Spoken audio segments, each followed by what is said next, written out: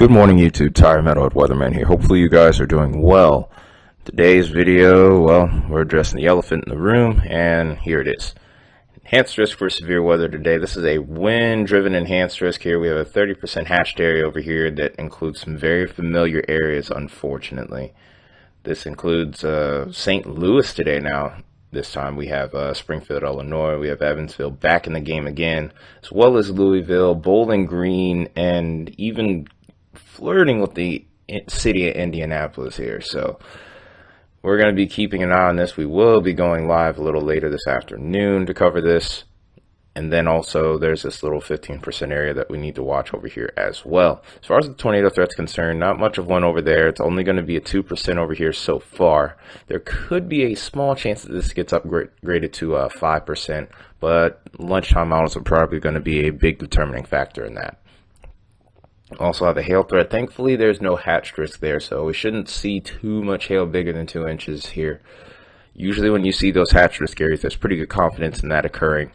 But this hail threat actually stretches a little further down to the south here with this slight risk, which includes Nashville, even Chattanooga here. We have Jackson, Tennessee in there, Springfield, Missouri. Yeah, it's a pretty big area over here to say the least. Overall, though, this slight risk area even stretches further out to the east here. We can't disinclude Raleigh, Charlotte, Roanoke, Virginia, Charleston, West Virginia, and all of southern Ohio here. This includes Columbus, Springfield, Cincinnati. A lot of you guys need to be on the lookout for severe weather today. Then, of course, there's the marginal risk area. We got to watch you guys too. So for anyone that's off to the western half of this marginal risk, the threat exists more so towards the morning. I would say pretty much to this area right here, your threat would be more so in the morning. By the time we get into the afternoon, however, we could see areas like Little Rock, or just to the north of Little Rock, Birmingham, Atlanta, Columbus, Georgia, Columbia, South Carolina, and many others in the path for severe weather. More so a smaller chance, but nonetheless it's not a 0% chance. Slight risk over here includes Midland, Texas, pretty much over towards southwest Texas here, and a small portion of southeastern New Mexico. Again, the main threat with this will be damaging winds and hail. No real tornado threat at the moment. With that being said, let's go ahead and take a look at the models here. I'm going to look pretty high up in the atmosphere to start out here. This isn't a super robust setup, but there is something to be had there. This little tail right here is what this feature right here is what interests me the most, and I think that's what will help storms get going here. These soundings aren't going to be the most impressive from what I've seen so far. At the low levels, the setup isn't really impressive, and we're going to take a closer look at that in just a moment here, but further to the south here is where I'm interested particularly. See, here you go. And here's a good tour sounding right here. We're at 190 meters squared per second squared, so you could probably get a decent tornado out of that. Like I said, the low-level jet isn't really impressive. The low-level shear isn't great. There's decent directional shear, but speed shear is the issue here. Excuse me. But decape is pretty high here at 1,026 joules per kilogram. Usually 1,000 is the threshold. Lapse rates are actually pretty low with this one, so unless we get more so towards the surface. But nonetheless here, definitely something that we need to keep an eye on. Significant tornado parameters aren't very high, but there are some pretty good hail analogs here as well. Plenty of stuff to keep an eye on. Not the most unstable SQT that I've seen as well, but with the surface cape above 3,000 joules per kilogram, the environment is more than suitable and somewhat explosive in a way for severe development. As we continue to draw this forward, this trough gets stretched out, and there's still chances of severe within the next couple of days here, but we're mainly going to focus on today. But just seeing how this trough is getting stretched out, the threat will not be as significant tomorrow from the looks of it right now. Look at the other levels of the atmosphere here. It's a pretty similar deal.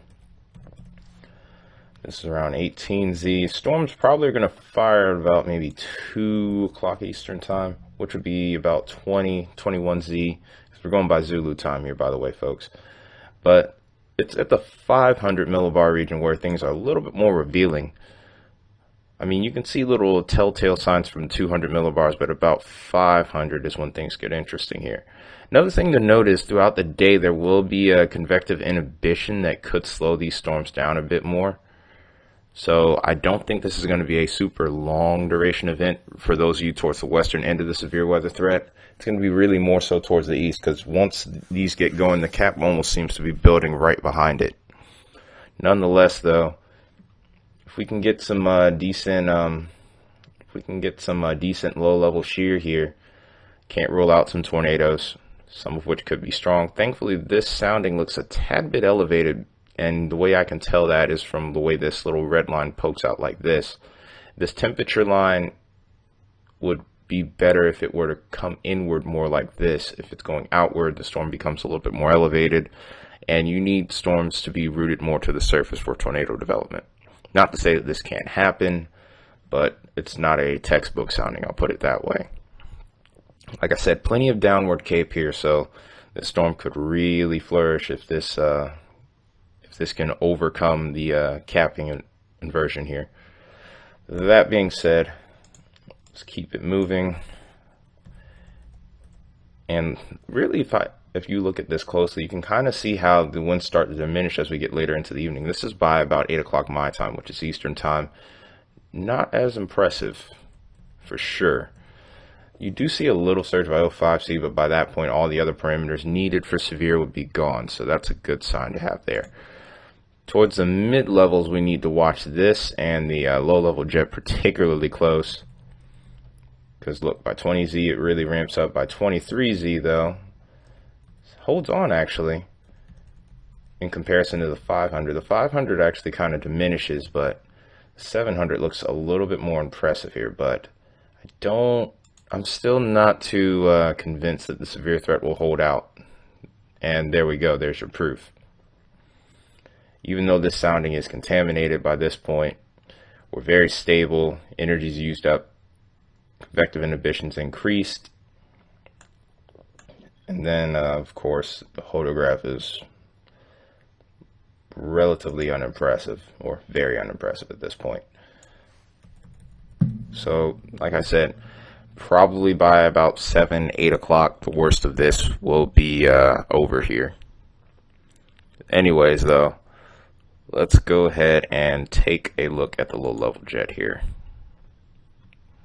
So one thing to note about this is the low-level jet is probably going to be highest towards the nighttime if the mid-level is any indicator here.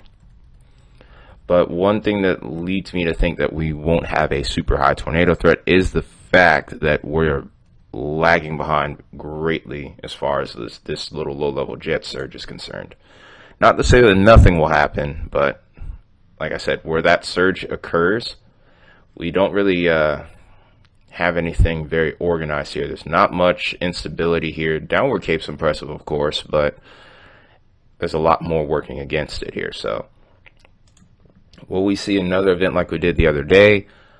I'm leaning a little bit towards no. Ceiling's still high for this setup, but I wouldn't necessarily say that, okay, this is definitely going to be another derecho. We'll have to, besides there's specific requirements that you have to meet in order to have an actual derecho. That being said here, let's look at the instability here, or cape as it's called. Early in the day, it's pretty impressive, but look what happens as we get towards 22 to 23Z here. Look at that. Cape starts to go away. By 03Z, we have very little cape here. More so towards the south is where the cape is going to be highest. We do a sounding here, we do get severe soundings. We do get analogs that are conducive to up to golf ball size hail here. The cape here is at 2,300 joules per kilogram, more than sufficient enough for severe weather. But kinematically, this is weak. Mainly going to lean more so towards damaging winds and maybe a little bit of hail. Tornado threat's minimal. Nonetheless, though, It's an area that still has to be watched, but look what happens by the time we get towards 05. So instability is just about gone around the entire severe region here for today. Last but not least, of course, we'll go ahead and take a quick look at the composite reflectivity. We'll take a look at what the radar could look like, also with a little twist here, looking at the updraft helicities. If you see anything with an updraft helicity, you'll see a little brownish, blackish like streak right here. It's kind of hard to see, but if there's a really strong storm, you'll see a little streak develop like how it did right here. Watch this. Next frame, this little line right there. There's a couple of them that pop up here.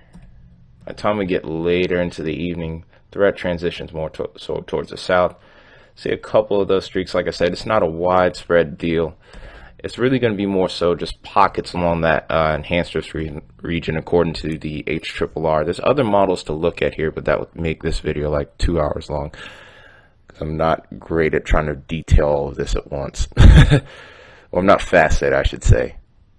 But anyways, though, this is all I got for you on this video. If you enjoyed it, you know what to do. Make sure you smash that like button, punch that subscribe button, and make sure you hammer that bell. Make sure you're smashing the share button here, sharing this info to anyone that may find it useful. And of course, comments are always welcome, especially questions. That being said, though, this has been Metalhead Weatherman. I'll see you guys later this afternoon.